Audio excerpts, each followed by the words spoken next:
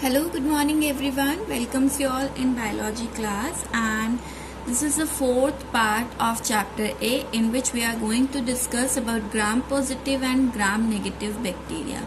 So bacteria are classified into gram positive and gram negative based on experiment performed by a scientist, Christian Gram.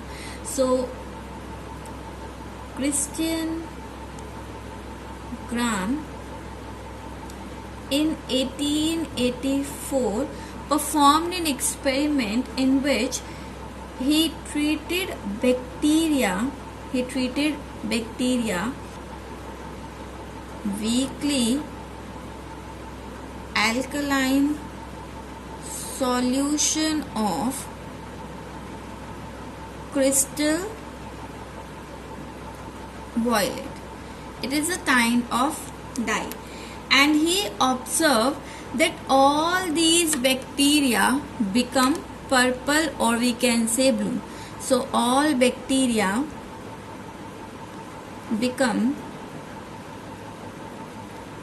blue or purple. Okay. Then after this, he treated this purple or blue bacteria with 0.5% iodine solution and then washed with water, or we can say acetone or alcohol. ठीक है, इन सभी purple और blue bacteria को उन्होंने treat किया किसके साथ? 0.5% iodine solution के साथ, and then after he washed all the solution with water or acetone and observed that some of the bacteria are blue or purple in color while some of them do not retain this color. ठीक है, तो some bacteria they are blue and purple and some do not retain the color. On the basis of that, the bacteria which have blue or purple color, those bacteria are called gram positive. उन्हीं को हमने क्या कहा? उन्हीं को हमने gram positive कहा, जिन्होंने ग्राम स्टेन को एब्जॉर्ब किया. ओके, जबकि जिनके अंदर ये ग्राम पर्पल स्टेन एब्जॉर्ब नहीं हो पाई, वो आपके क्या कहलाए? They are called your gram negative bacteria. For example, one bacteria is there called Bacillus subtilis is a gram positive bacteria, and the bacteria, this is important one, E. coli, Escherichia coli, क्योंकि इसी का हम ज्यादातर use करते हैं सभी reaction में. सो Escherichia coli is your gram negative bacteria.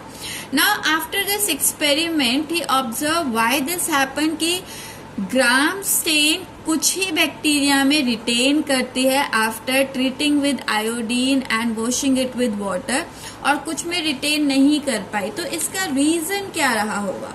What is the reason? So he concluded that the bacteria have different kind of cell wall. तो आपके जो ग्राम पॉजिटिव बैक्टीरिया है, ग्राम पॉजिटिव है, जिनके अंदर ये स्टेन रही, वो ऐसा क्यों हुआ? क्योंकि उनकी जो सेल वॉल थी उसके अंदर आपका लिपिड का कंसंट्रेशन कम था. सो यहाँ पर आपका रीजन क्या रहा? That lipid is less in cell wall. Okay, जबकि यहाँ पर जो कि हम लगा सकते हैं 10 to 20% रहा होगा, but in case of gram negative यहाँ पर आपका लिपिड का कंसंट्रेशन क्या था? That is more, which is around 20 to 30%. देखो, जब हम बैक्टीरिया को वॉश करते हैं एसीटोन में, तो एसीटोन जो है ऑर्गेनिक कंपाउंड है, इसके अंदर आपका लिपिड जो है इजीली डिसॉल्व हो जाता है। तो अगर एक बैक्टीरिया को मैंने एसीटोन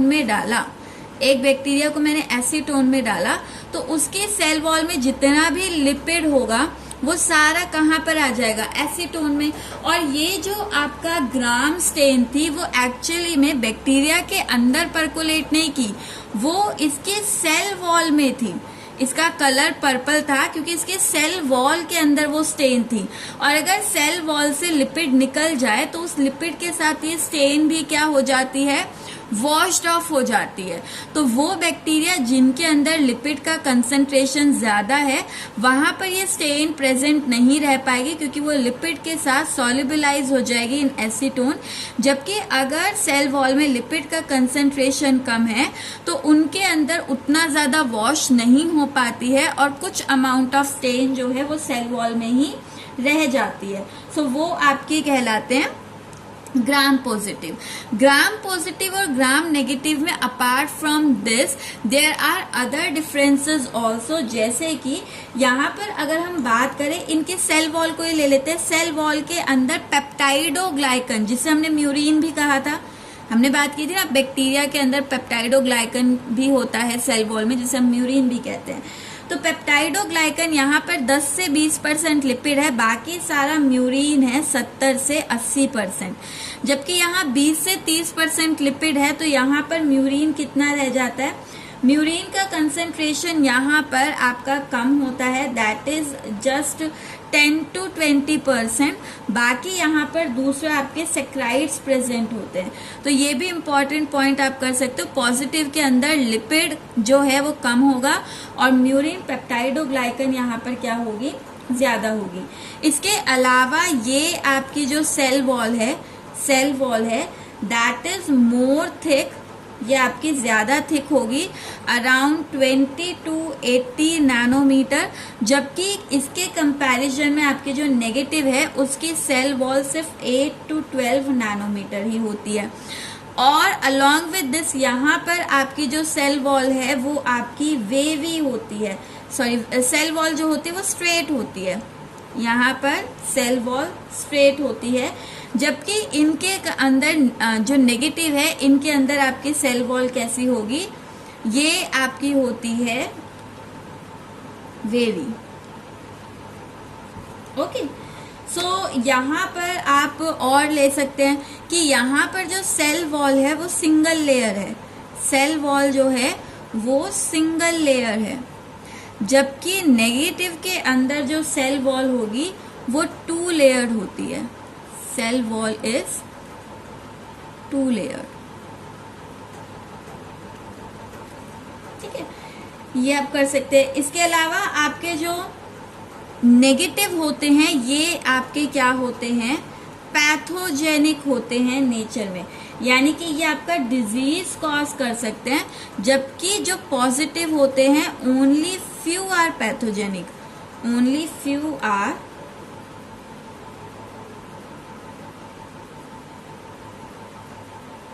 पैथोजेनिक। ठीक है, नेगेटिव में ऑलमोस्ट सारे पैथोजेनिक होंगे, यहाँ पर आपको बहुत कम आपके पैथोजेनिक मिलते हैं। एक पॉइंट आप यही डाल सकते हैं, जो पॉजिटिव है वो ग्राम स्टेन को क्या करता है, एब्जॉर्ब करता है, मींस शो करता है। जबकि ये जो होते हैं negative, they do not retain gram stain. Okay, and last one cell wall के बारे में ही। सेल वॉल के अंदर आपका टिकोइक एसिड प्रेजेंट होता है in gram positive, teichoic acid present होगा, while in case of gram negative this teichoic acid is absent. Okay, gram आपके पॉजिटिव जो होते हैं they are susceptible to antibiotics, यानी कि इजीली किल हो जाते हैं, दे आर ससेप्टिबल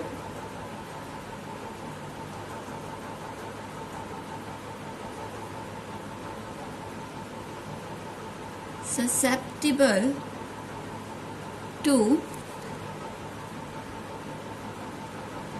antibiotics जबकि नेगेटिव जो होते हैं दे आर रेजिस्टेंट। देखो डिजीज भी कॉज करते हैं ये, और इजीली एंटीबायोटिक इन्हें किल भी नहीं कर सकती, ठीक है।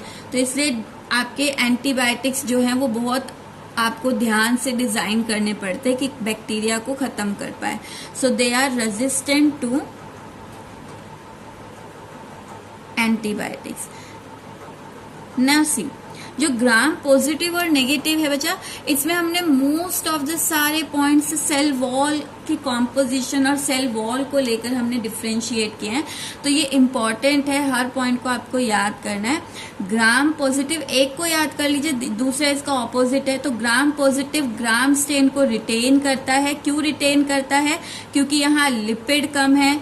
तो लिपिड कम है तो यहाँ पर आपका दूसरा कॉम्पोनेंट यानी म्यूरिन जो है वो ज्यादा होगा, यहाँ पर शुगर ज्यादा होता है, ठीक है। इसके अलावा आपके यहाँ पर सेल वॉल थिक होती है, 20 to 80 नैनोमीटर डायमीटर में हो सकती है और स्ट्रेट होती है, सिंगल लेयर होती है, ये थिक है, सिंगल लेयर है, और कुछ ही पैथोजेनिक होते हैं, अदर आपके यहाँ पर पैथोजेनिक नहीं होते। इसके अलावा सेल वॉल के अंदर टिकोइक एसिड प्रेजेंट होता है and they are susceptible to antibiotics, यानी कि एंटीबायोटिक्स इनको इजीली किल कर सकती है। तो एक को अच्छे से याद कर लीजिए, second is just reverse of this. So this is all about your gram positive and gram negative bacteria. आप इसके अलावा भी पॉइंट्स डाल सकते हैं, जैसे ग्राम नेगेटिव में हमने कहा है कि ग्राम नेगेटिव के अंदर आपकी पिलाई प्रेजेंट होती है, ठीक है। ग्राम पॉजिटिव के अंदर आपका एफ फैक्टर यानी पिलाई एब्सेंट होता है। Now after this we will discuss eukaryotic cell in detail. Now see, if we talk about eukaryotic cell, so eukaryotic cell आपके वो सेल होंगे जहां पर genetic material is enveloped within nuclear membrane, and in eukaryotic cell we are including both plant cell and animal cell. But there is difference in the structure of plant cell and animal cell. And what are those difference? देखो हम difference पहले कर लेते हैं, फिर हम इनके structure को easily observe कर लेंगे। तो plant cell की अगर हम बात करें, सबसे पहला difference है, plant cell जो होता है it is surrounded by thick and rigid cell wall, जबकि ये सेल वॉल जो होती है this is absent in case of animal cell. तो पहला पॉइंट ऑफ डिफरेंस है सेल वॉल का, प्लांट सेल के अंदर प्रेजेंट होगी बट एनिमल सेल में क्या होगी? एब्सेंट होगी। Then the second point of difference is in their vacuole. In case of plant cell, the vacuole is large as compared to animal cell. यहाँ पर आपके few होते हैं, few in number and large and even 90% of plant cell volume is occupied by central vacuole. Plant cell के अंदर एक central vacuole होता है जो बहुत बड़ा होता है और वो आपके सेल का अराउंड 90% एरिया कवर कर लेता है। तो यहाँ पर आपका प्लांट वैक्यूल जो है वहां पर आपका क्या प्रेजेंट होगा? सेंट्रल। और ये कुछ ही नंबर में होते हैं, ज्यादा नंबर में नहीं होते हैं। जबकि एनिमल सेल की बात करें तो एनिमल सेल के अंदर they are more in number but small in size. ये ज्यादा नंबर में होंगे लेकिन आपके साइज में क्या होंगे? छोटे होंगे। Then the next point of difference in these two cells are in their positioning of nucleus. In case of plant cell, क्योंकि प्लांट सेल के अंदर पूरे सेल को 90% सेल को किसने कवर कर लिया है? वैक्यूल ने कवर कर लिया है। सो इन दिस केस यहाँ पर न्यूक्लियस जो होता है it is present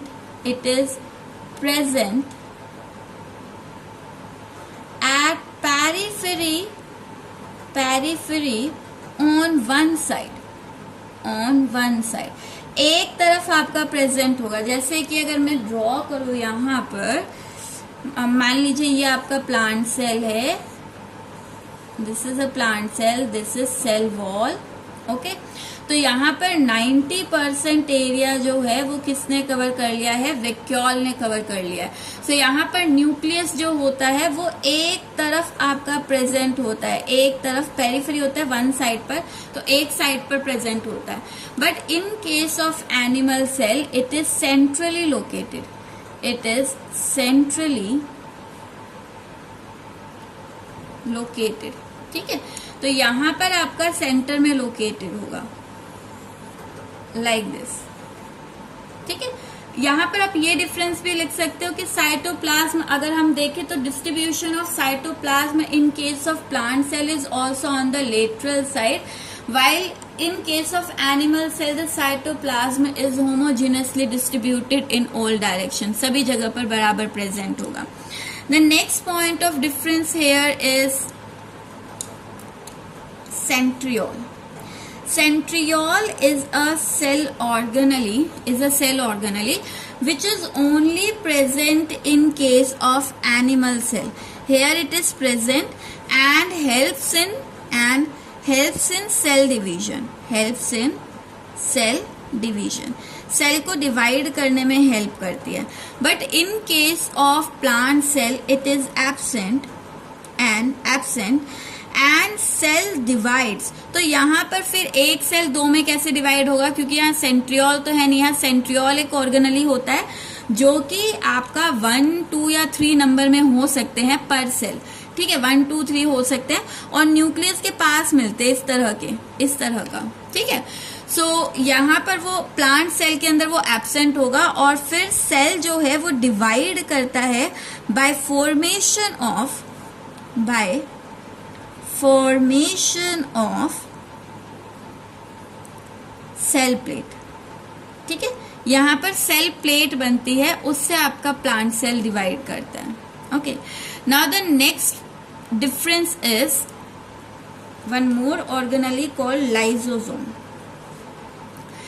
In case of plant, these lysosomes are absent, and instead of lysosome, the same work is done by other microbodies. So यहाँ पर absent हम कहेंगे, but the function of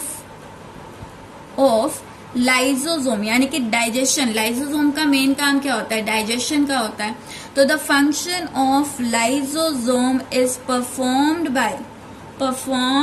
bye micro bodies, यानी छोटी छोटी कुछ आपकी bodies होती हैं वो आपका यहाँ काम करती है। For example micro bodies such as glyoxysome, और मेन आपका यहाँ पर हम बोलते हैं peroxisomes, and apart from this we are also taking spherosomes. So these are some microbodies which play the role of lysosome. But in case of animal cell, lysosome is present and helps in the digestion of food. So this,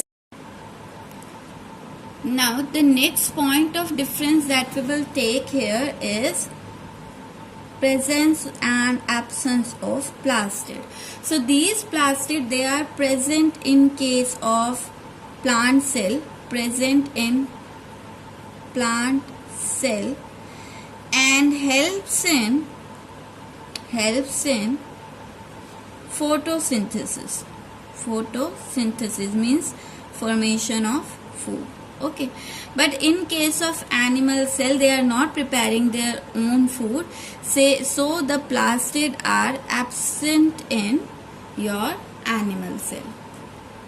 This is the main differences between animal cell and plant cell. So there on the basis of structure I have told you few differences here, okay. अब इन्हीं cell को हम देख लेते हैं with the help of diagram के दिखते कैसे हैं और यहाँ पर और क्या क्या चीजें प्रेजेंट होती है। बाकी जो चीजें ना वो दोनों में सेल ऑर्गेनेल्स बाकी दोनों में ही क्या है, कॉमन है। So that we will see with the help of diagram. So here this is the first eukaryotic cell, and as you can easily observe this one, that there the cell volume is covered by the centrally located large vacuole. So this is a structure of plant cell. ठीक है, ये आपका plant cell का structure है।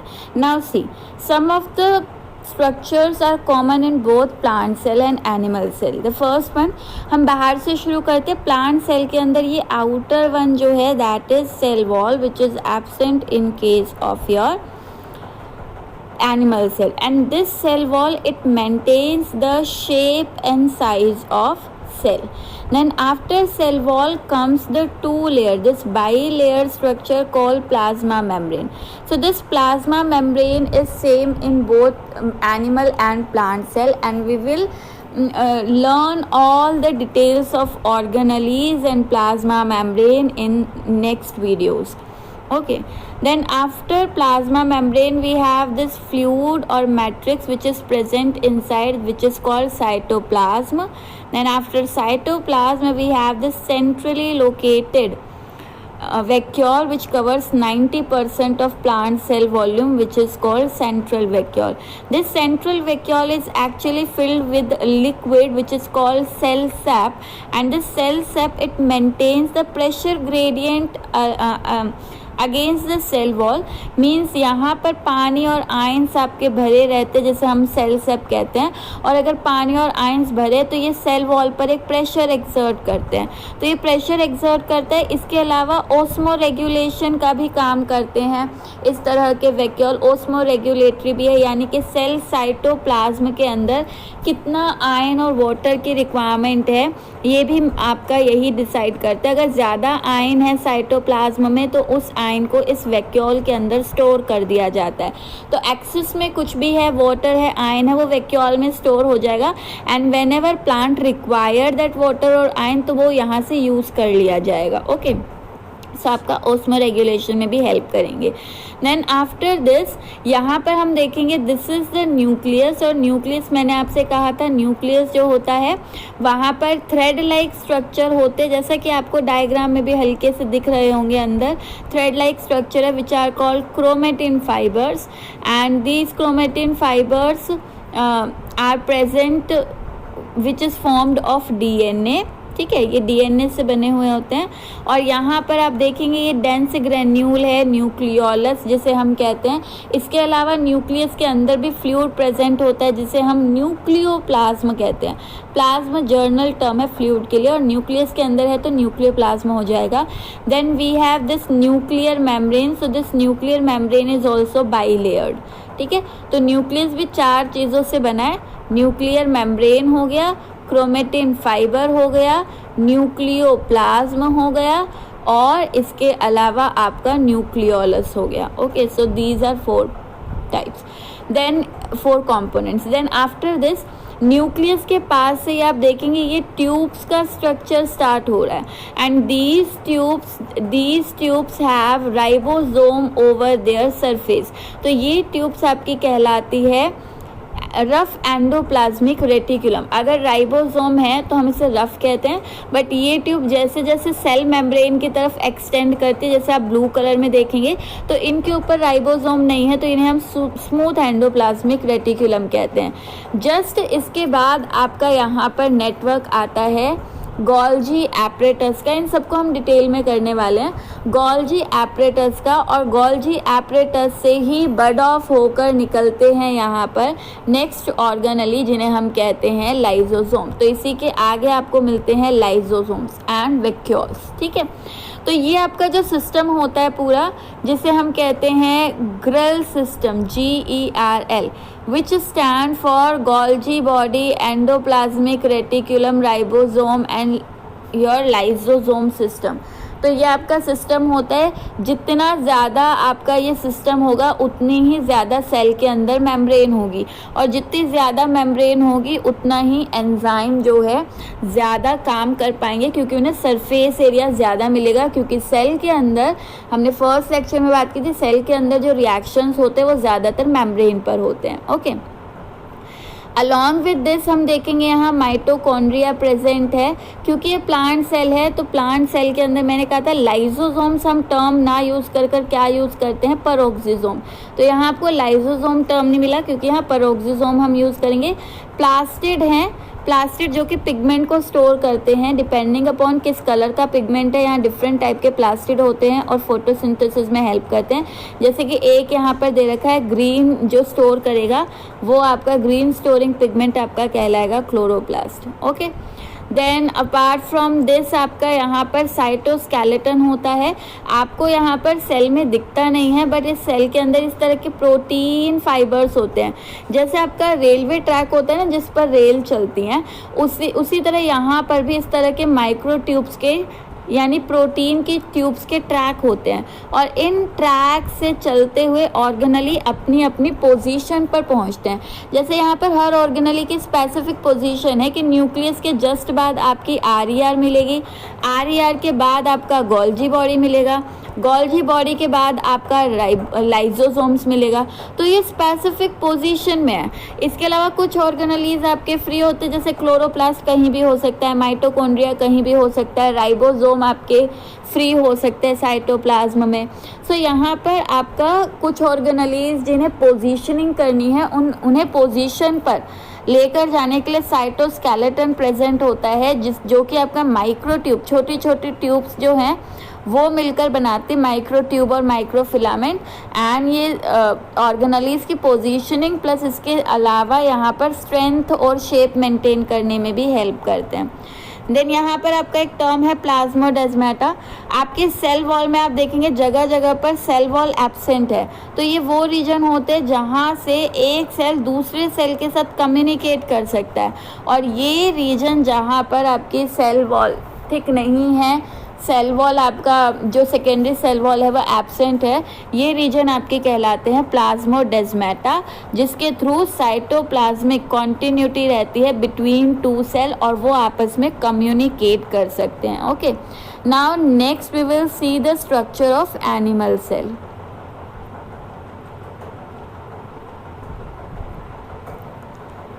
So as you can see here, the structure of animal cell, it is almost same as that of plant cell। तो मैं ज़्यादा नहीं लूँगी यहाँ पर, बस जो डिफरेंस आ जाएगा वो हम कर लेते। जैसे यहाँ पर लाइजोसोम प्रेजेंट है, पेरोक्सिसोम ज़्यादातर टर्म हम जो है प्लांट सेल में यूज़ करते हैं, बट यहाँ पर गिवन है।